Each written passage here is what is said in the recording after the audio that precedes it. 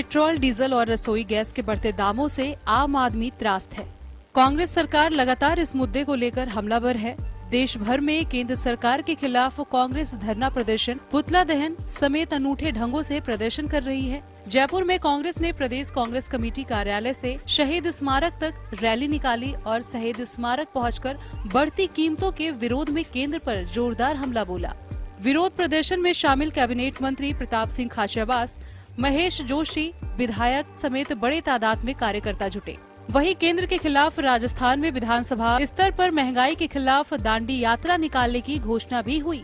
Petrol diesel की कीमतें कम करने को लेकर राजस्थान के मुख्यमंत्री अशोक गहलोत ने भी केंद्र को पत्र लिखा है। केंद्र की मोदी सरकार जो जुल्म कर रही है, महंगाई बढ़ा रही है, बेरोजगारी बढ़ रही है, नीतियाँ जल्दी हो रही है, तो उसके विरुद्ध लड़ना हमारी जिम्मेदारी है और उस संघर्ष के लिए हम आगे बढ़ रहे हैं। वो संघर्ष रुकने वाला नहीं है।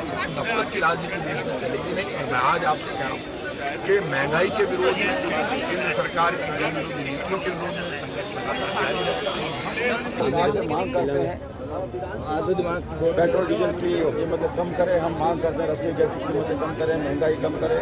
हम मांग करते हैं कि बेरोजगारों को रोजगार दे और लोगों को राहत प्रदान करे। जब तक केंद्र सरकार हमारी मांगों पर ध्यान नहीं देगी, जनता को राहत नहीं देती, हम लोग इसी तरह सड़कों पर लगातार संघर्ष कर रहे हैं। बढ़ते दामों का हवाला देते हुए न सिर्फ आम आदमी की महंगाई से टूटती कमर का जिक्र सीएम गहलोत ने किया, बल्कि लिखा 1 लीटर डीजल पर भारत सरकार 31.80 रूपए, जबकि प्रदेश सरकार का वेट वजन 21.78 रूपए है। भारत सरकार कई एडिशनल टैक्सों को हटाकर जनता को राहत के साथ कोविड के आर्थिक तंगी से जूझ रहे राज्य सरकारों की भी मदद कर सकती है, जिसके जवाब में बीजेपी ने बढ़ते दामों के लिए उल्टे राज्य सरकार को ये कहते हुए जिम्मेदार ठहराया कि अशोक गहलोत चाहते तो वेट कम करके जनता को राहत दे सकते हैं।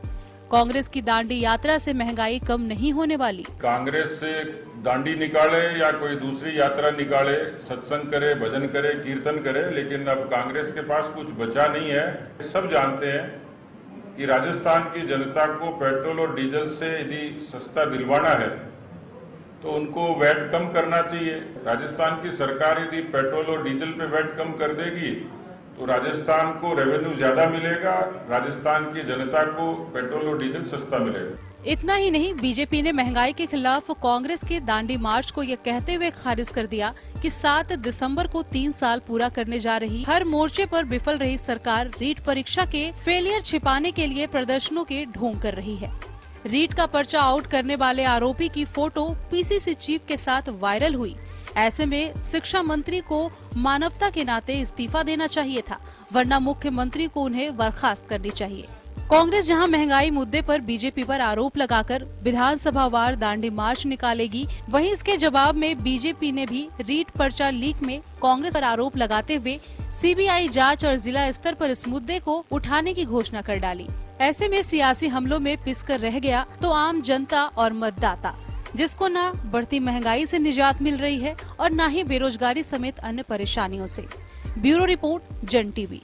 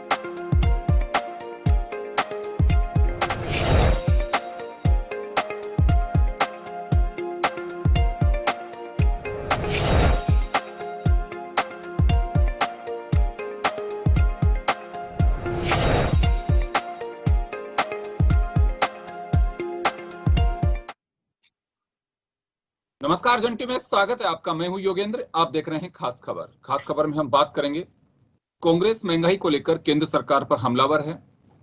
हल्ला बोल कार्यक्रम के तहत पहले भी अभी भी जगह जगह प्रेस कॉन्फ्रेंसेस या कहें कि पैदल मार्च, धरने, प्रदर्शन लगातार किए जा रहे हैं। और मुख्यमंत्री अशोक गहलोत ने कहा है कि राजस्थान 21 रुपए 78 पैसे वैट के ले रहा है। केंद्र जो एक्साइज ड्यूटी लगा रहा है वो 31 रुपए 80 पैसे लगा रहा है। इसमें कम करके राहत दी जा सकती है। बीजेपी का साफ कहना है कि मुख्यमंत्री को ये पहल करनी चाहिए ताकि महंगाई पे असर पड़ सके और ये पहल राज्य सरकार की ओर से वैट कम करें। लेकिन चलिए बात हमले तक ही नहीं है। हमले के बाद एक दूसरा हमला बीजेपी का राजस्थान सरकार पे और है, वो है रीट एग्जाम। इसमें भी जो घटनाक्रम हुए, जितनी चीजें हुई हैं, उसको लेकर के बीजेपी कांग्रेस पे हमलावर है, राज्य सरकार पे हमलावर है। यानी कि एक हमले का जवाब दूसरे हमले से दिया जा रहा है और इससे प्रदेश की राजनीति का सियासी पारा भी चढ़ता दिखाई दे रहा है। सामने 2 विधानसभा सीट पर बाई इलेक्शन होना है, जिससे पहले तमाम चीजें जनता की जेहन में भरी जा रही हैं, दिखाई जा रही हैं कि ये सच्चाई है। अपने अपने दावे हैं, अपने अपनी बातें हैं। तो चलिए हम चर्चा को शुरू करेंगे। हमारे साथ भाजपा की वरिष्ठ नेता और पूर्व मंत्री अनीता बघेल जी हैं। कांग्रेस से हमारे साथ हुकुम मीना जी हैं। वरिष्ठ पत्रकार और समीक्षक श्याम सुंदर शर्मा साहब हमारे साथ जुड़ रहे हैं और आम आदमी पार्टी से देवेंद्र शास्त्री साहब जुड़ रहे हैं। सभी का स्वागत है। मैं आपके पास आना चाहूंगा अनीता जी। महंगाई का एहसास मुझे लगता है हम सबको हो रहा होगा। बीजेपी स्टेट गवर्नमेंट पे डाल रही है, स्टेट गवर्नमेंट केंद्र सरकार पे डाल रही है। तो आखिर कुछ हम ये नक्शे कदम पे चल सकते हैं कि हाँ राहत दी जानी चाहिए, वो कैसे मिल सकती है? देखिए योगेंद्र जी, अभी आपने शो की शुरुआत के वक्त अशोक गहलोत जी का जिक्र किया कि राज्य सरकार 21 रुपए ले रही है वैट, जबकि केंद्र सरकार जो है वो 31 रुपए ले रही है ना।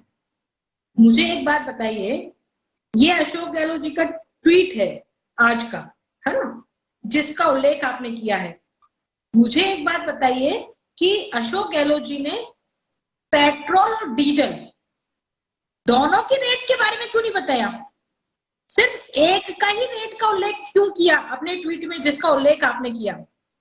राज्य सरकार डीजल और पेट्रोल दोनों पर वेट ले रही है और ये दोनों जो है पेट्रोलियम उत्पाद, उनमें से एक उत्पाद जो है वो केंद्र सरकार से 5 रुपए ज्यादा वैट वसूल रही है। 5 रुपए ज्यादा केंद्र सरकार 31 ले रही है और राज्य सरकार जो 36 रुपए वसूल रही है। तो तथ्य सबके सामने, दर्शकों के सामने सही जाने चाहिए। अशोक गहलोत जी ने एक पक्ष बताया है, लेकिन दूसरा पक्ष भी हमें मालूम है कि क्या पक्ष है। तो इसलिए अशोक गहलोत जी बेवकूफ बनाने की बातें मत करिए। और ये दिखावा महंगाई आपके लिए, आपको यदि महंगाई लगती है तो आप बताइए कि बिजली की रेटें पिछले 3 सालों में जो सरकार आई थी कि हम बिजली की रेटें नहीं बढ़ाएंगे, वो सरकार ने बिजली की रेटें कितनी बढ़ाई है आप देख सकते हैं। कितनी बिजली की रेटें बढ़ाई है? एक साल में 3-3 बार फ्यूल चार्ज, सरचार्ज के नाम पर, मतलब लोगों के बिजली के बिल जो करंट मारने लगे। इंडस्ट्री में कोई भी चीज बन रही है, किसी भी प्रकार की इंडस्ट्री है, उसको बिजली सबसे ज्यादा महंगी पड़ रही है और उस वजह से हमारा जो है पूरा का पूरा इकोनॉमी का जो सिस्टम है ना, वो बहुत बुरी तरह से चपेट में आया हुआ है। लोग कह रहे हैं बिजली के दाम कम करें तो हमारे द्वारा जो उत्पादित चीजें हैं वो सस्ती होगी और दूसरों के कंपटीशन में खड़ी उतर पाएंगी। दूसरे से कंपटीशन करके हम मार्केट में जम सकते हैं। लेकिन उद्यमी परेशान है, महिला परेशान है, गृहिणी परेशान है, सब परेशान है इस बिजली की महंगाई से। मैं एक बात जानना चाहूंगा अनीता जी, मैं एक बात जानना चाहता हूं कि क्या आपको लगता है कि राहत दी जानी चाहिए? नहीं, तो राहत निकले लोग, मेरे को मैं बिल्कुल आपकी बात से मैं सहमत हूँ, राहत दी जानी चाहिए। तो राज्य सरकार क्यों नहीं रेट कम कर रही है? लेकिन ये राज्य सरकार क्यों, मतलब राहत की उम्मीद केवल राज्य सरकार से, अनीता जी राहत की उम्मीद केवल राज्य सरकार से की जाए?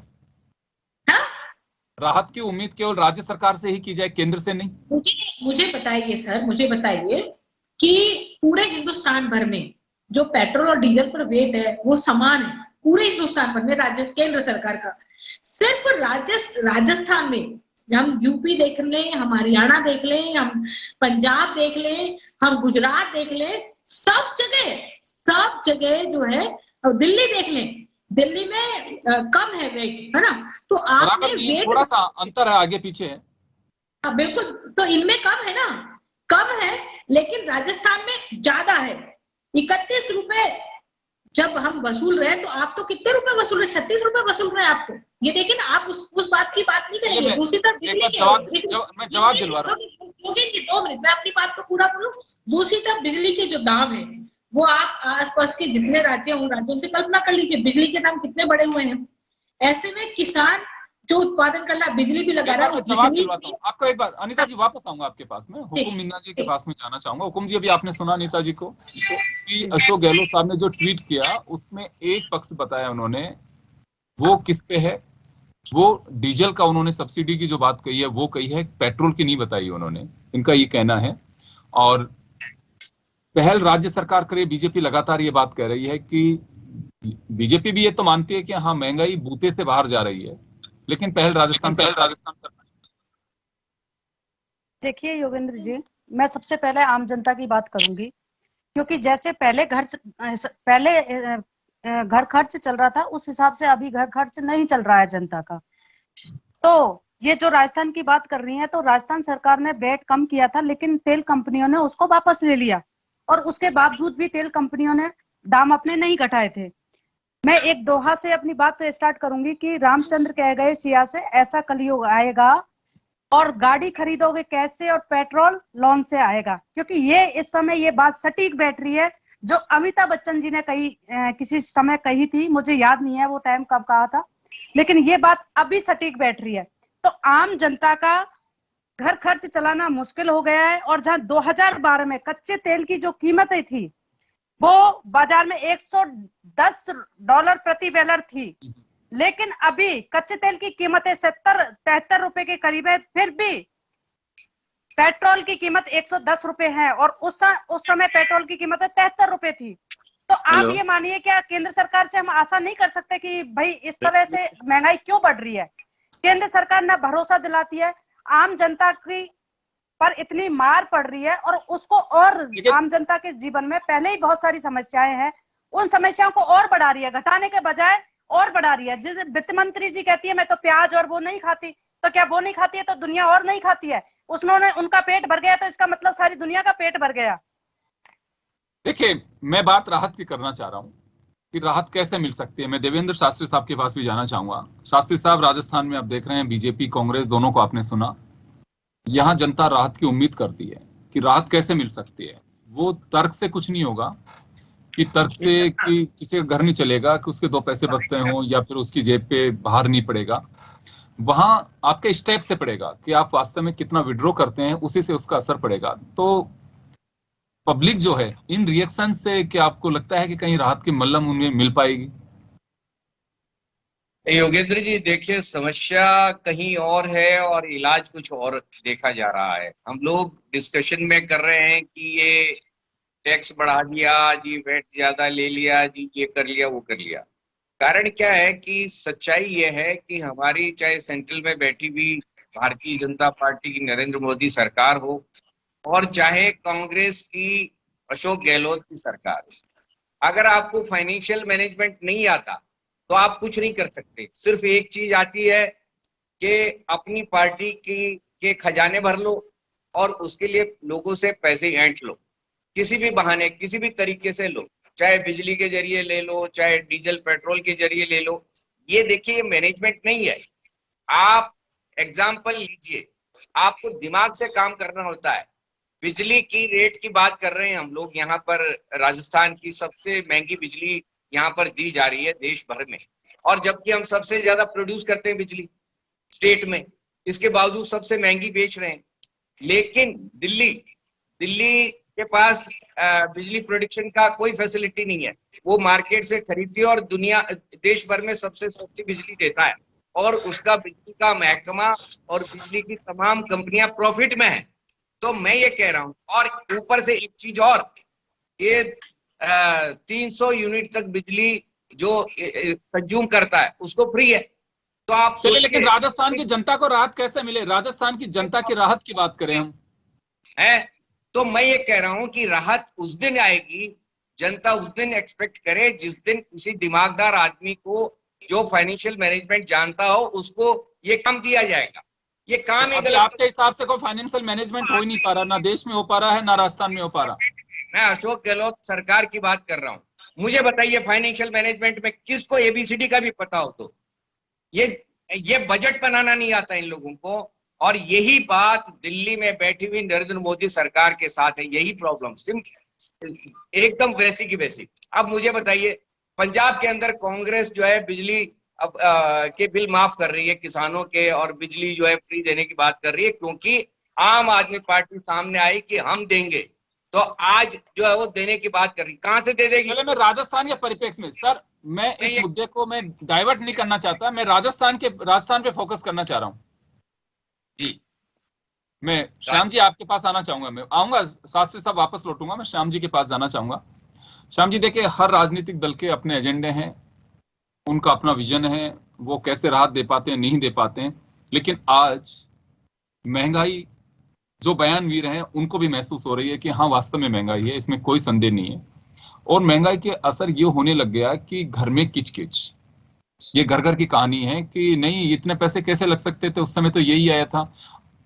और हर बुधवार गुरुवार को कुछ मार्केट में एक अलग तरह का एक ऐसा जम क्रिएट किया जाता है कि जो दाल या कोई चीज आप 10 दिन पहले ले रहे हैं वो रेट आपको नहीं मिलेगी। पता नहीं ऐसा क्या एक सिस्टम डेवलप हो रहा है, मैं अक्सर देखता हूँ ये बड़े बड़े इश्तिहार दिए जाते हैं कि वहां पे ये राहत मिल रही है, वो राहत मिल रही है, लेकिन पब्लिक बहुत परेशान है। हम सब लोग ग्रस्ती हैं और हम सब लोग बहुत अच्छे से भी देख रहे हैं। अनीता जी अपना तर्क दे रही है, हुकुम मीना जी अपना तर्क दे रही हैं, देवेंद्र शास्त्री साहब अपना तर्क दे रहे हैं, और भी कोई पार्टी के नेता होते हैं उनका भी अपना एक व्यूज इसी तरह के होते हैं। क्या इन सब चीजों से जनता को राहत मिल पाएगी या फिर बयानों से ही मल्लम लगाई जाएगी? देखिए योगेंद्र जी, जिस प्रकार से कोरोना के बाद जो स्थिति, पार्टी चाहे कोई सी भी हो, बीजेपी हो कांग्रेस हो, दोनों ही पेट्रोल और डीजल पे जो कुछ वृद्धि देखने को सामने मिल रही है, क्योंकि खजाना भरने के लिए आपने जितना टैक्स शेष लगा रखा है, केंद्र सरकार ने भी लगा रखा और राज्य सरकार ने भी लगा रखा, उसका सीधा अर्थव्यवस्था पर प्रभाव जाता है। अब देखिए कोई भी ट्रांसपोर्टेशन का काम आएगा तो आपके डीजल जब महंगा होगा तो उसकी प्राइस बढ़ेगी, चाहे भले राज्य में हो या केंद्र में हो। ये तो है ही नहीं कि डीजल का दाम आप कम करेंगे तो ही तो उस पर स्थिति आएगी। तो ये महंगाई कम करने की केवल बयानबाजी तो मेरे को अच्छी लगती है, दोनों तरफ से बयानबाजी हो रही है रोज। मुख्यमंत्री जी ने कल ट्वीट करके जो कुछ कहा, कैसे लगी आपको? आपका मनोरंजन हो रहा है उससे? अब देखिए ना, आप देखिएगा आज कांग्रेस ने प्रदर्शन किया, पूरे राज्य में किया कि महंगाई बढ़ रही है, लेकिन अपने राज्य में वो नहीं घटाना चाहते वेट, वो नहीं घटाते, केंद्र के पाले में डालना चाह रहे हैं, बीजेपी राज्य के पाले में डालना चाह रही है। आप देखिए दोनों ही वेट तरीके से वसूल रहे हैं, 56% पेट्रोल पर, 54% डीजल पर, दोनों मिलकर वसूल रहे हैं। अब कोई कम करना नहीं चाहता। ये आय का सबसे प्रमुख साधन बन गया। कह रहे हैं कि हम विकास करेंगे तो इसको टैक्स वसूल के करेंगे। तो ये सब चीजें आप दिखावा कुछ भी कर सकते हो। बिजली तो स्वीकार कर ली विधानसभा में, जब डॉक्टर बीडी कल्ला बोल रहे थे कि हाँ महंगी है बिजली। क्यों महंगी है? अब वो जवाब इस तरह से दे रहे थे कि आपने पहले जिस तरह की व्यवस्था करी थी इस कारण हमको ब्याज देना पड़ रहा है, वो करना पड़ रहा है, इसलिए हम आज महंगी बिजली दे रहे हैं। तो सब दोषारोपण करने, हमने 5 कंपनी बनाई थी, बिजली कंपनियां। आर्थिक मार तो बहुत ज्यादा पड़ गई राज्य के ऊपर, सुधार भी कुछ नहीं हुआ। आपने देखा कि दोनों ही पार्टियों ने अपने अपने समय पर विद्युत सुधार का बहुत सारा मटेरियल भी खरीदा, बहुत सारी चीजें भी करी, मटेरियल क्वालिटी का नहीं आया। उसका परिणाम क्या हुआ कि टाइम चला ही नहीं और हमारे पर भार पड़ गया। और जो देखिए बिजली के मामले में उदय योजना बीजेपी के टाइम में लागू की गई थी। उन्होंने कहा कि केंद्र सरकार इसमें ब्याज की छूट प्रदान करेगी, छूट प्रदान नहीं की, ब्याज पड़ता है। किसानों को हम बिजली 90 पैसे प्रति यूनिट में देंगे। अगर हम आम उपभोक्ता 50 यूनिट काम में लेगा तो हम उसको कम रेट देंगे, जैसे जैसे यूनिट बढ़ेगा उसको लूटा जाएगा। तो ये सारी चीजें, और स्थायी शुल्क के नाम पर वसूला जा रहा है। कोई कुछ कहना नहीं चाहता, क्योंकि अब नियामक आयोग का नाम लेकर के बिजली की कीमत बढ़ा दी जाती है। तो ये सच चीज है कि आम व्यक्ति को कोई भी राहत देने की स्थिति में नहीं है। आप देखिएगा पहले जिस तरह से आटा, दाल और विभिन्न प्रकार के मसाले राशन के माध्यम से कुछ क्वालिटी के आने लगे थे, वो गायब हो गए। तो ये सारी चीजें अर्थव्यवस्था को संभालने के लिए जो आपको प्रायोरिटी स्तर पर आपको जो सुझाव और मानने चाहिए, जो कुछ करना चाहिए था, दोनों पार्टी बैठे थे, बैठ करके क्यों नहीं विपक्ष को साथ लेकर के ये सब चीजें तय करने की स्थिति आनी चाहिए, तो नहीं करते। सबको पता है कि आप जो भी सत्ता में होगा उसको पैसा चाहिए तो सेस लगा दो और सेस लगा कर वसूली करो, और आम व्यक्ति की सुनने तो चाहता ही नहीं है। सब कहते हैं कि गरीब के लिए हम करना चाहते हैं, गरीब को देना कोई नहीं चाहता। गरीब को केवल 5 किलो गेहूं और 1 किलो दाल दे करके कहते हैं कि हम नवंबर तक उनको पेट भरा रहेगा, उससे ज्यादा उनको कुछ नहीं चाहिए। तो ये सब अर्थव्यवस्था में जो कुछ आपको देखने को मिल रहा है, मैं कहता हूं कि आम व्यक्ति के लिए जिस प्रकार से बेरोजगारी बढ़ रही है, आप देखिए राजस्थान में कितनी बेरोजगारी है, 27%। देखिए मैं एक बात कहना चाहूंगा यहाँ पे, श्याम जी एक बात कहना चाहूंगा, अनीता जी तो उस कैबिनेट की सदस्य भी रही हुई हैं। वसुंधरा जी ने एक अनाउंसमेंट किया था, सेकंड बजट की बात है शायद ये, कि एक थर्ड पार्टी ऑडिट करानी चाहिए स्टोर्स की, बिजली के जो जितने भी विंग्स हैं उनके, निगम के जितने भी हैं उनके स्टोर्स की ऑडिट होनी चाहिए। मुझे बहुत खुशी हुई थी व्यक्तिगत रूप से, उसकी वजह थी मैंने बहुत सीरीज छापी है इस पे। कितना घोटाला होता है आप सोच नहीं सकते। और सबसे बड़ी बात अनीता जी, आपसे पता कर लेना, मैंने अपने कानों से सुना है और देखा है मैंने, 3 लेटर रिमाइंडर आपके मंत्री पुष्पेंद्र सिंह जी लिख चुके थे मुख्यमंत्री का हवाला देकर कि इसकी रिपोर्ट पेश करिए। एक स्टोर की रिपोर्ट नहीं आई और 5000 करोड़ रुपए का ईयरली सामान खरीदा जाता है। किसी में ताकत नहीं है कि जो उनसे उगलवा सके कि माल कहां जा रहा है, पहले की स्थितियां क्या है। ये बिजली विभाग, बिजली कंपनियों की स्थिति है। बिजली कंपनियां घाटे में जाती हैं, लेकिन जो अधिकारी वहां से निकल करके जाता है मालामाल होके जाता है। मुझे कहने में कहीं कोई शर्म नहीं है, और चाहेंगे तो मैं चिट्ठे भी दे सकता हूं सबके। ये स्थितियां हैं। आप लोग बयानबाजी कर रहे हैं क्योंकि मंत्रियों की बड़ी मजबूरी होती है कि वो वही भाषा बोलते हैं तोते की तरह जो अधिकारी पढ़ाकर बुलवाते हैं उनसे। क्यों कमजोरी है इतनी, ये मुझे पता नहीं। पहले ये सब नहीं होता था, शायद हो सकता है इनसे कम क्वालिफिकेशन पहले के मंत्रियों में रही हो, लेकिन आंख उठा के जब मंत्री देखता था तो एहसास हो जाता था सामने वाले को कि तोरियां चढ़ी हुई हैं, इसका मतलब इसको कुछ एहसास हो गया। आज तो वो सब कुछ कह दिया जाता है कि सदन में। ये चर्चा मैं इस वजह से कर रहा हूँ, रिलेवेंट नहीं है, लेकिन कमजोरी बता रहा हूँ विधायिका की कितनी कमजोर हो चुकी है। इस वजह से ब्यूरोक्रेट्स, अफसरशाही हावी हैं, और हावी होने की वजह से ही जो आज आप लोग बयान दे रहे हैं, ये इस वजह से भी कहना लाजमी होगा कि परीक्षा की घड़ी 5 साल ब्यूरोक्रेट्स की नहीं होती है, आप लोगों की होती है। आप लोग आज तक नहीं समझ पाए कि हम ये क्यों जा रहे, इस घाटे में जा क्यों रहे हैं, हम उसको क्यों नहीं तोड़ सकते। किसी ने पहल नहीं की कि सर देख लीजिए पहले रेट्स ये थी और इतने में आएगा, इससे कम आ ही नहीं सकते, ये नहीं हो सकता। कोई सोचता ही नहीं है कि हाँ इससे आगे भी कुछ चीजें हमें सोचना चाहिए। जवाबदेही हमारी होगी, जनता के बीच, कड़ी परीक्षा के बीच हमें जाना है। वो एक्सरसाइज कभी नहीं होती। पिछले 20 साल का मेरा जो एक्सपीरियंस में देख पा रहा हूँ, यही हालात हैं।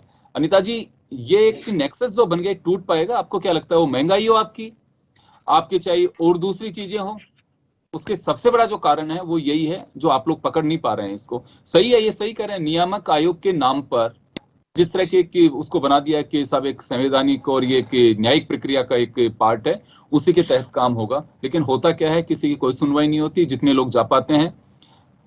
और उसमें भी बहुत जोरदार बात है कि लोग यहाँ पे तो आपत्तियां दर्ज कराते हैं, वहां गिने चुने लोग जाते हैं। मैं देखता हूं वहां पे क्या स्थिति रहती है, अपना ऑब्जेक्शन ही कोई दर्ज कराने नहीं जाता वहां पे।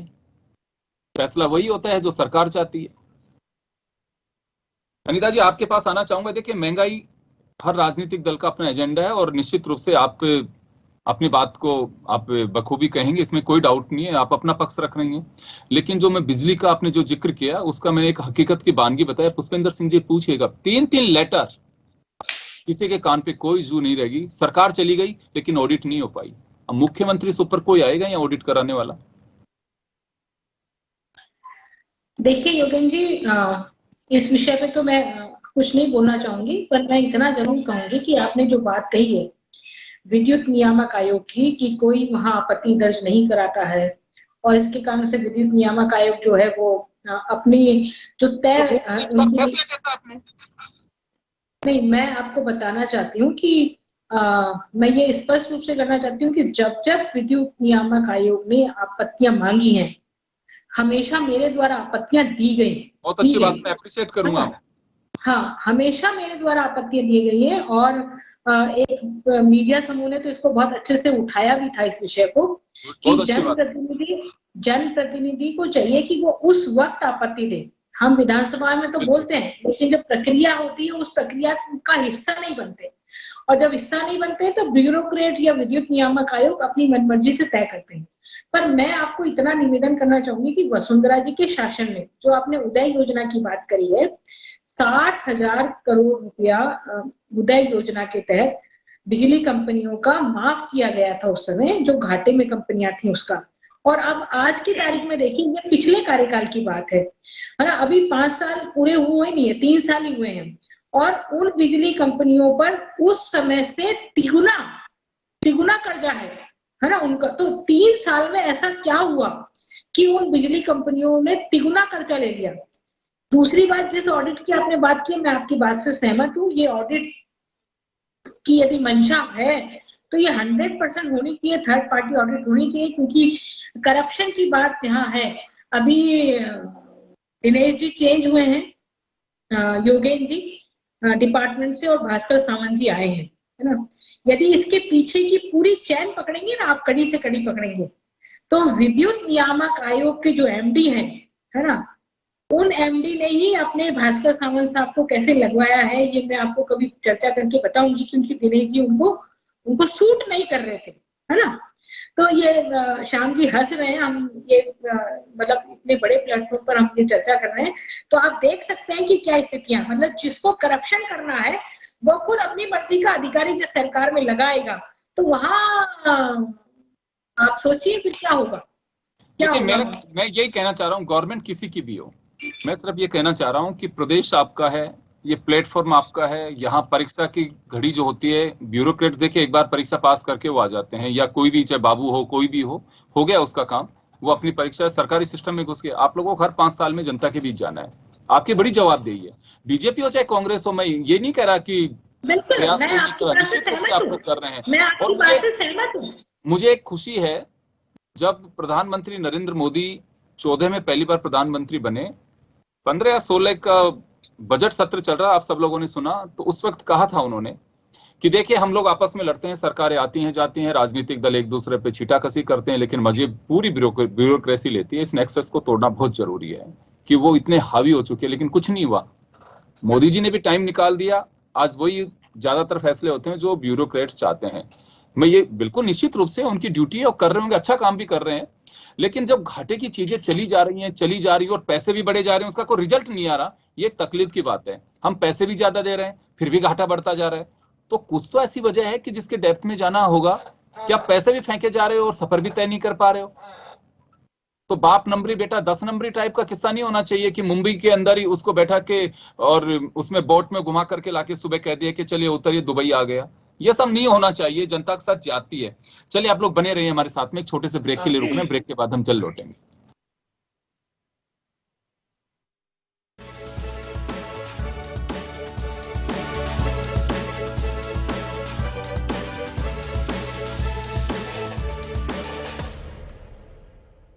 ब्रेक के बाद एक बार फिर आपका स्वागत है। आप देख रहे हैं खास खबर, और हम बात कर रहे हैं कि जनता को राहत कैसे मिले। बयान हो सकते हैं, बयानों से राहत नहीं मिल सकती। आपको हाइक मिल सकती है, चैनल्स पे अगर लड़ेंगे तो टीआरपी मिल सकती है, लेकिन राहत नहीं मिलेगी। जनता राहत की उम्मीद कर रही है। कहीं पे अतिवृष्टि है बारिश की, कहीं पे सूखा है, कहीं कोविड का कहर है। तो ये कहें कि सहज नहीं किसी का भी समय। हर व्यक्ति एक उम्मीद की किरण लगाए बैठा होता है कि शायद हमें कोई राहत मिल पाएगी, लेकिन वो नहीं मिल पा रही है। हम गुजारिश करना चाहेंगे क्योंकि बहुत सारे लोगों से अलग अलग जगह से बात की है कि आप क्या अपेक्षा करते हैं। सब फिलहाल तो हम यही उम्मीद करते हैं कि कहीं राहत मिलनी चाहिए, ताकि 2 जून की रोटी हम ठीक से खा सकें। पहले जो होता था कि पैसे बढ़ा दो फिर कम कर दो, जनता से आवाज उठाओ कितना पैसा कम करिए, फिर उसके बीच का रास्ता निकाल दो। अब तो वो रास्ते भी बंद हो गए। अब वो नहीं है कि रोटी की कीमत 1 रुपए करके और पब्लिक 25 पैसे करना चाह रही है, फिर चलिए कोई बात नहीं 50 से 75 पैसे कर दो, बीच का रास्ता निकल जाएगा। वो सब चीजें अब खत्म हो गई है। शास्त्री साहब आपके पास आना चाहूंगा मैं।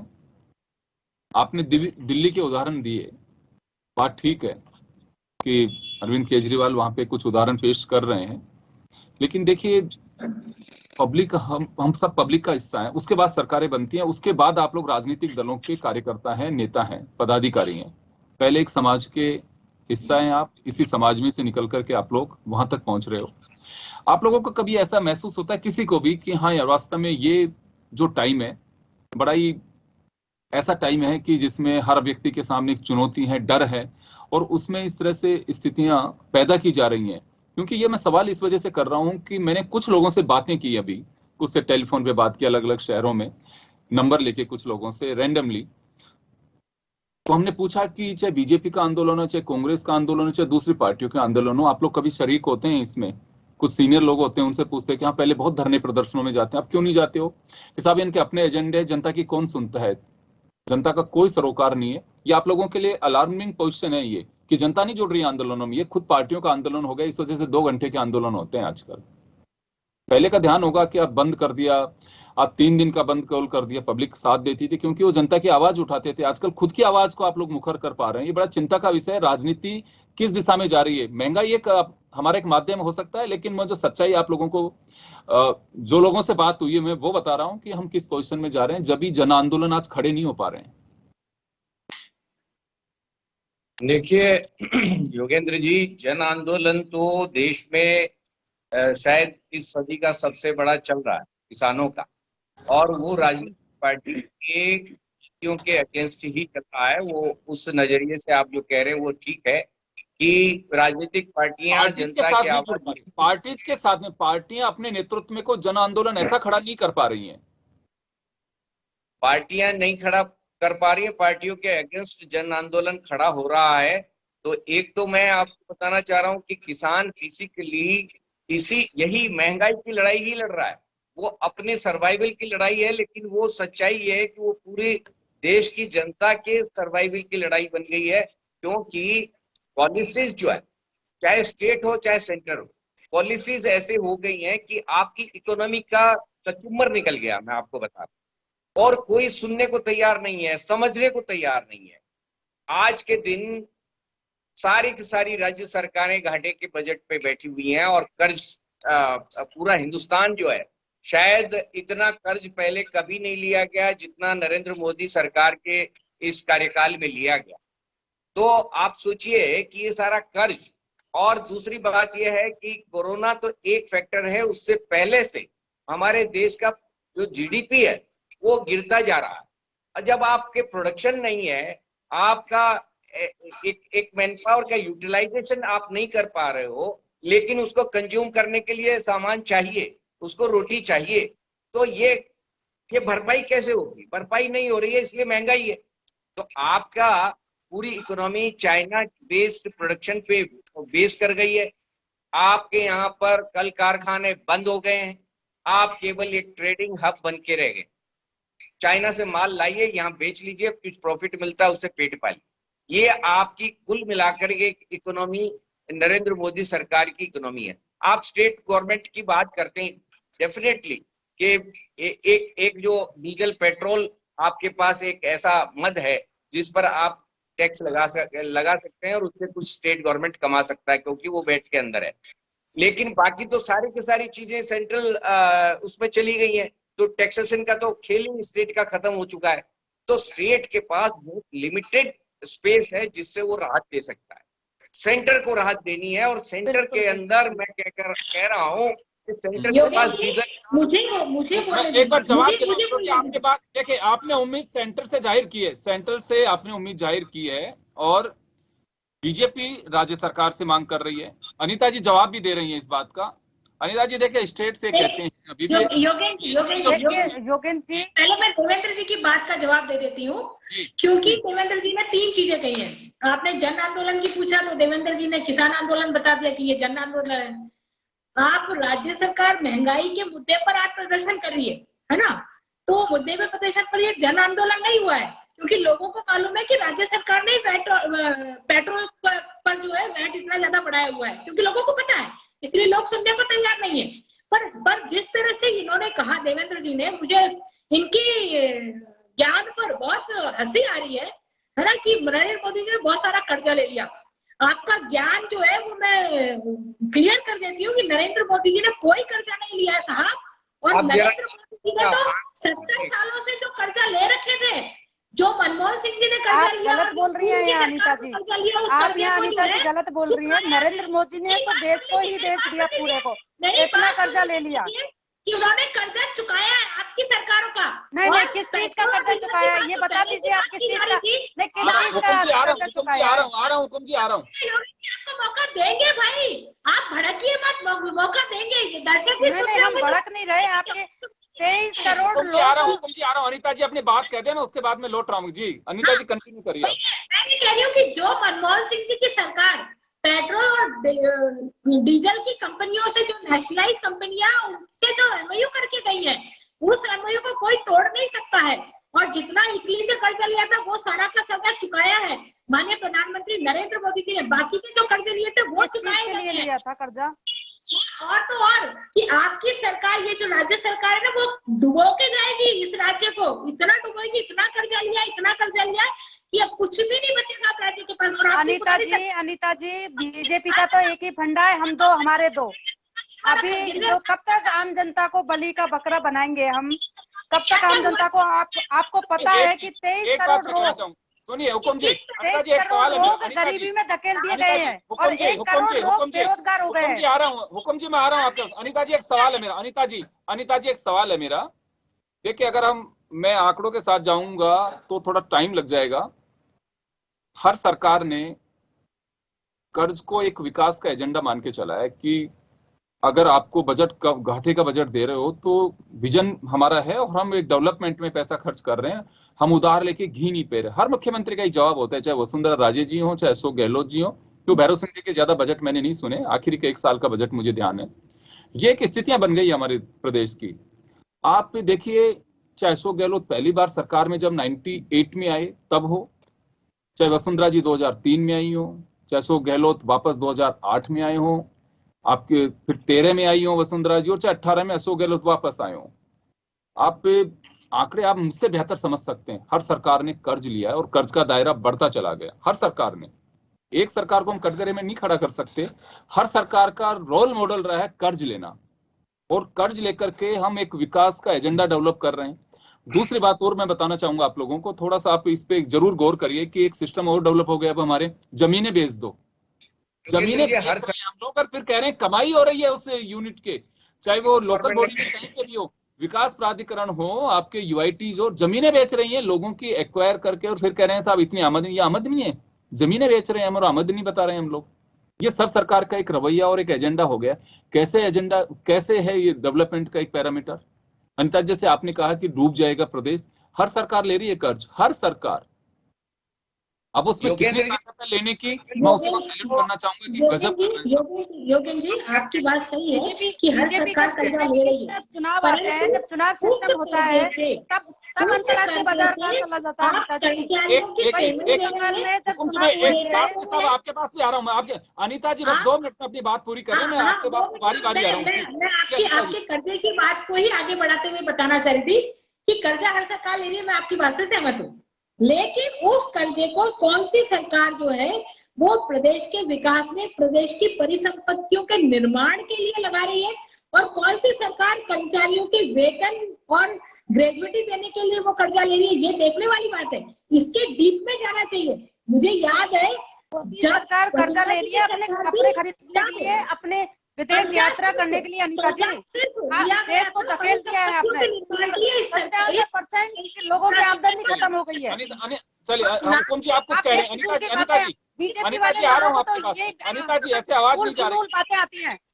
अनीता जी आपके पास। हुकुम जी आप कुछ कहना चाह रही हैं, आप बोलिए पहले। मैं यही कहना चाह रही थी, जैसे मनमोहन जी की सरकार थी 2014 में, तब जो गैस सिलेंडर था वो 410 रुपए का था। आज जब मोदी सरकार है तो गैस सिलेंडर घरों का 884 रुपए का हो गया। उन्होंने, केंद्र सरकार ने उज्ज्वला योजना चलाई, लेकिन उसका क्या मतलब हुआ? वापस से जो महिलाएं हैं वो चूल्हे पे आ गई हैं, और आप कह रहे हो कि मोदी। मैं बताना चाहूंगी कि मनमोहन सिंह जी के समय गैस का सिलेंडर 1000 रुपए का था। आप याद करिए। नहीं, चुका कौन रहा था? जेब से कौन किसने चुकाया 1000 रुपए? देखिए मेरी बात सुनिए अनीता जी, अनीता जी सुनिए। हुकुम जी हुक्म जी, अनिता जी, बीजेपी का ये लॉजिक आता है कि 1100 कुछ रुपए तक का सिलेंडर गया, लेकिन हम में से किसी को याद है कि 450 से ऊपर, 423 रुपए से ऊपर किसी ने चुकाया होगा अपनी जेब से। वो सरकार कैसे मैनेज कर रही थी, क्या कर रही थी? सब्सिडी खत्म हो गई, उसके बाद भी अगर इतना पैसा देना पड़ रहा है, मुझे बताइए आप, ये किसी हम में से किसी ने चुकाया पैसा? वो 1000 रुपए की जो बात आप बता रही हैं, 1184 रुपए भी बीजेपी एक दावा करती है कि इतने पैसे भी मनमोहन सिंह सरकार के वक्त डोमेस्टिक सिलेंडर के थे। किसने चुकाया? 1000 रुपए हमने नहीं दिया। मैं ये कहना चाहूंगी कि जो सिलेंडर की कीमत उस समय हुई थी, है ना, वो सिलेंडर की कीमत सब लोगों को मालूम है कि उस समय हुई थी सिलेंडर की कीमत। उस समय जब सिलेंडर की कीमत हुई थी और उस समय ये कांग्रेस की सरकार ये कहती थी कि गैस के दाम बढ़ गए, लेकिन आज की तारीख में उसकी कीमत से, उससे तो कीमत कमी है, ज्यादा नहीं है उससे कीमत। जेब से पैसे आप हम में से किसी ने दिए उस समय वक्त? हम में से जेब से किसी ने इतने पैसे दिए थे जो आज हम दे रहे? नहीं, हमने नहीं दिए इतने पैसे। चलिए, आप तो एक पॉलिटिकल पार्टी से हैं, आप आपके पास आना चाहूंगा मैं से। चलिए, हुकुम जी, झटका के साथ मार रही है, हलाल कर रही है, झटका के साथ नहीं मार रही है, हलाल कर रही है। रोज रोज पेट्रोल डीजल के दाम बढ़ रहे हैं, रोज रोज महंगाई बढ़ रही है, आपको सब पता है। एक बात बताइए हुकुम जी, थोड़ी सी राहत का रास्ता आप लोग खोल सकते हैं, थोड़ी सी राहत दे सकते हैं आप लोग? बिल्कुल, और राहत का रास्ता खोलना चाहिए राजस्थान सरकार को भी। हम ये नहीं कह रहे, आम जनता की बात कर रहे हैं, राजनीति की मैं बात नहीं कर रही, आम जनता की बात कर रही हूँ। तो बिल्कुल राहत का रास्ता खोलना चाहिए। राजस्थान सरकार ने वैट कम किया था, लेकिन मैंने बताया कि आपको तेल कंपनियों ने उसको फिर से वापस ले लिया। तो इस तरीके से वैट तो आप लोग लगाएंगे तो तेल कंपनी, वैट तो स्टेट गवर्नमेंट का एजेंट है। आप एक्साइज ड्यूटी की बात कर रही हैं, excise duty government of India और पेट्रोल कंपनियां, गवर्नमेंट देखिए, पेट्रोल कंपनियां सीधे आप लोगों ने ऐसा डिलिमिट कर दिया, उनको डिकंट्रोल कर दिया, सॉरी, उसके बाद से आपके हाथ में कुछ नहीं है। लेकिन बड़ी रोचक बात है श्याम जी, ये बात तो जब सरकारों के हाथ में आती है, जब जवाब होता है तो स्पोक्स पर्सन सब राजनीतिक दलों के अपने अपने तरीके से यही बात बोलते हैं जब सरकार होती है कि नहीं वो तो डी कंट्रोल है, तो अब हमारा सीधा दखल नहीं है। और जब इलेक्शन होते हैं तो 15 दिन तक रेट नहीं बढ़ती है। वो पता नहीं अचानक क्या होता है ऐसा तूफान। ये किसी के गले उतरेगी श्याम जी, ये गले उतरेगी किसी के? देख लीजिए आप। देखिए योगेंद्र जी, सबसे बड़ी बात है जिस तरह के हमारे यहाँ हालात हैं, किसान को हम जिस प्रकार से फसल का कीमत मिलनी चाहिए वो आज भी किसान को मिल नहीं पा रही जितनी मिलनी चाहिए। एमएसपी को हम गारंटी के हिसाब से ना तो राज्य सरकार दे रही है, क्योंकि हमने जो 3 बिल पास किए थे राजस्थान में, उसमें हमने एमएसपी को गारंटी का नहीं दिया था। जुर्माना तो कहा था कि वो करेंगे, ये करेंगे, तो उसमें जेल भी है, वो प्रावधान कर दिया था, लेकिन एमएसपी को हम गारंटी देंगे, ये राजस्थान के जो 3 बिल संशोधित किए थे उसमें नहीं है, गवर्नर साहब के साथ पड़ा है। अब हम मांग तो करते हैं, देखिए कैप्टन साहब कल मिले, नए राजनीतिक समीकरण क्या कुछ नए रंग लाएंगे तो आने वाला समय बताएगा, लेकिन ये बात सही है कि किसान को हम पूरी कीमत नहीं, और किसान को आज के मुताबिक उसको फसल वो नहीं बोने दे रहे जो कि बोनी चाहिए। हम चावल बोने देते हैं, गेहूं बोने देते हैं, क्योंकि हमारे स्टॉक में पहले से उसकी कीमत नहीं मिल पाती है। ये बात सिस्टम को हमको परिवर्तन करना पड़ेगा।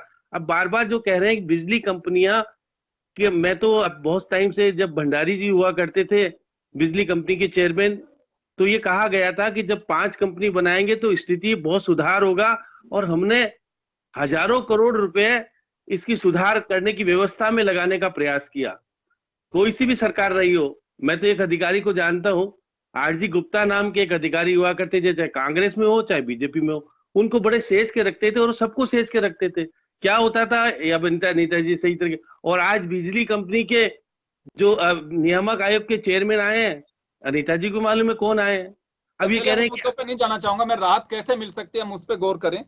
ये बहुत सारी चीजें हैं कि देखिए राहत के लिए तो सही बात यह है कि महंगाई अब आने वाले समय में कोई भी पार्टी आ जाए कम नहीं कर पाएंगे, ये तो 100% सही है। आप जिस तरह की कीमतें बढ़ गई है और जो मुद्रा स्थिति की जो स्थिति सामने आ रही है, हम उसको कंट्रोल करने की स्थिति तो कर सकते हैं कि हम उसको बढ़ने नहीं दें।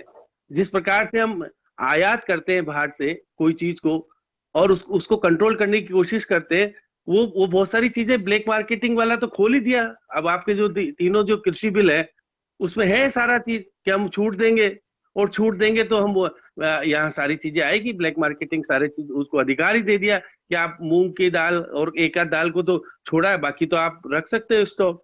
तो बहुत सारी चीजें जो नीतिगत निर्णय सही तरीके से जो कंट्रोल करने की स्थिति होनी चाहिए वो नहीं हो पा रहा।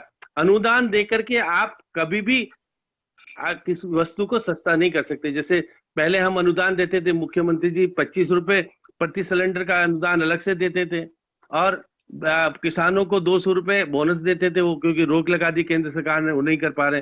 तो स्थिति को हमको बदलाव करना पड़ेगा, और निश्चित रूप से जो उत्पादन ज्यादा हो रहा है जिसका हम उपयोग नहीं कर पा रहे उसका उत्पादन तो रोकना पड़ेगा। किसान को हमको सिखाना पड़ेगा कि आपको आने वाले समय में अपनी फसल को किस प्रकार की फसल आप उत्पादित करो, कम पानी की फसल उत्पादित करो। और जो बायोडीजल वाली बात आ रही है बार बार, जो केंद्र सरकार अभी तक नीति सही ढंग से इम्प्लीमेंट नहीं कर पा रही है, आप अनुदान देकर के किसानों को वो सब चीज सिखाओ कि उसका आर्थिक हालात ठीक हो जाए। क्योंकि अधिकांश किसानों के पास भूमि तो है ही नहीं, भूमि तो केवल बहुत कम भूमि वाले किसान बहुत ज्यादा है भारत में। यही कारण था कि जो हम कॉन्ट्रैक्ट वाली फार्मिंग वाली बात ला रहे थे कि बहुत बड़ा कोई व्यक्ति आएगा उसके सब खरीद लेगा, उसके बाद क्या होगा, वो अभी तक क्योंकि सुप्रीम कोर्ट में विचाराधीन है। तो बहुत सारी चीजें ऐसी है, लेकिन राजनीतिकरण के लिए आप निश्चित रूप से बयानबाजी भी कर सकते हो, और क्योंकि पार्टी लाइन से कोई भी विधायक ऊपर नहीं जा सकता। उसको मालूम है कि 5 साल बाद टिकट तो वही पार्टी देगी जिसके समर्थन में खड़े रहोगे, और आप खिलाफत करोगे तो कहेंगे आप पार्टी की खिलाफत करते हो इसलिए आपका टिकट काटा जाता है। तो बहुत सारी राजनीतिक मजबूरियां हैं। अच्छे विधायक और जनप्रतिनिधि सांसद में भी और विधानसभा में अपनी पार्टी लाइन से बाहर होकर के बोलने की स्थिति करते हैं, तो आपके सामने होती है कि बहुत सारी स्थिति ये अनिता जी स्पष्ट कर सकती हैं। तो ये बात सही है कि जब चले मैं देखे एक जो मेरा मुद्दा है और जो जनता हमें देख रही है, वो सीधा से एक ही मकसद है कि वास्तव में राहत मिलनी चाहिए। आप सब लोगों ने ये बात को स्वीकार किया, अनिता जी ने भी स्वीकार किया, हुकुम जी ने भी स्वीकार किया कि महंगाई है, इसे खारिज नहीं किया जा सकता। एक बात और कहना था, 3,20,000 करोड़ का कर्जा राजस्थान सरकार के ऊपर है। प्रति व्यक्ति जो है 55,000 के कर्जे में पैदा होता है राजस्थान में। जो है एक दिन का बच्चा है वही 55,000 का कर्जा होता है। हम उसको कर्जे को देखिए ब्याज को चुकाने के लिए कर्जा लेने लगे। तो ये परिस्थितियां किस प्रकार से बदलाव आएगी, हमको बहुत सोच समझ के विकास के नाम पर कर्जा लिया इसलिए जाता है और क्वालिटी का वर्क नहीं होता। तकलीफ देखे 3.25 लाख करोड़ का कर्जा, श्याम जी तकलीफ इसी बात की है कि आप जनता को राहत भी नहीं दे रहे हो, चाहे देश हो चाहे प्रदेश हो। कर्ज का अंबार लगता जा रहा है, हर सरकार कर्ज बढ़ा रही है। कोई ये नहीं कह सकता है कि हम उस कर्ज के घाटे को कम करते जा रहे हैं, चाहे यूनियन गवर्नमेंट हो चाहे स्टेट गवर्नमेंट हो, सभी की पोजीशन ये। फिर जनता को राहत नहीं है, जनता पे एक नया राइडर लगा दिया जाता है। कितने तरह के सेस दे रहे हैं आप अंदाजा लगा सकते हैं, कितने तरह के हम लोग सेस देते हैं, कितना टैक्स दे रहे हैं। हम ये देखते हैं कि अच्छा वो इनकम टैक्स पेयर, वो ही नहीं है। एक भिखारी जो माचिस की डिब्बी खरीद रहा है ना, या चाय ले रहा है कहीं से, वो भी टैक्स पेयर है, वो भी टैक्स दे रहा है हमारी गवर्नमेंट को, वो टैक्स पेयर है। हम क्यों लिए नहीं कि इनकम टैक्स जो दे रहा है वही टैक्स दे रहा है। टैक्स हम सब दे रहे हैं। आप घर में बैठ करके जिस इलेक्ट्रिसिटी को यूज कर रहे हैं, जिन डेजर्ट्स को यूज कर रहे हैं, वो टैक्स दिया आप लोगों ने, उसका फ्री में किसी ने नहीं दिया। तो हालात ये बनी हुई है कि हम कर्ज के बोझ के तले भी दबते जा रहे हैं और फिर भी हमें कोई राहत नहीं मिल पा रही। ये मुझे लगता है कि निश्चित रूप से अनिता जी, हम सब में से आप उस हाउस का हिस्सा है जहां ये बात उठाई जा सकती है। इस पे गौर करना चाहिए हम लोगों को कि जनता जवाब मांगे नहीं मांगे, लेकिन हमारे अंतरात्मा से जरूर पूछना चाहिए कि हम किस दिशा में जा रहे हैं। कोई सी गवर्नमेंट हो चाहे, आप लोग उसका हिस्सा है कि कर्ज भी लिए जा रहे हैं, कर्ज के बोझ के तले भी दब रहे हैं। प्रति व्यक्ति आय और कर्ज दोनों का जो गैप है कितना कम होता जा रहा है, और हम फिर भी महंगाई झेले जा रहे हैं। तो ये कैसे हम जनता को लॉजिक देंगे इस बात का। एक मुझे लगता है कि जन आंदोलन तो कभी खड़ा होगा, क्योंकि हमारी व्यवस्थाएं कुछ हम लोगों ने इस तरह की कर दी हैं कि वो जनता की परीक्षा भी ले रही है। जिस दिन होगा जन आंदोलन निश्चित रूप से होगा। कई सरकारें चली गई हैं महंगाई के आड़ में, लेकिन अभी सरकारों के साथ, राजनीतिक दलों के साथ जनता नहीं जुड़ पा रही है। क्यों? सब अब व्यक्ति को अपनी 2 जून की रोटी की परवाह है, अभी उसको आंदोलन की नहीं। वो ये चाहता है कि कैसे भी करके मेरे घर का खर्च चलना चाहिए, मैं 2 घंटे वहां जाके क्यों बर्बाद करूं। कोई नहीं आना चाहता। इसी वजह से बड़ी सभाएं, बड़े आंदोलन सरकारें नहीं करना चाहती, केवल धरने और प्रदर्शन करके ही अपनी इतिश्री करना चाहती है राजनीतिक दल, ताकि देखिए साहब हमने विरोध दर्ज कराया था। ये कभी समय आएगा तो हम बता देंगे। हमने मार्च भी निकाला था, हमने विरोध दर्ज किया था, हमने सिलेंडर निकाले थे, रास्ते में खाना पकाया था। ये सब जो स्थितियां हैं एक मैच कहने के लिए, रस्म अदायगी के लिए। सबको मालूम है कि महंगाई के नाम पर जनता हमारे साथ नहीं आ रही है, क्योंकि वो उनको महसूस है कि सब कुछ धोखा हो रहा है। बहुत बहुत शुक्रिया आप सभी का। खास खबर में इतना ही, दीजिए इजाजत, नमस्कार।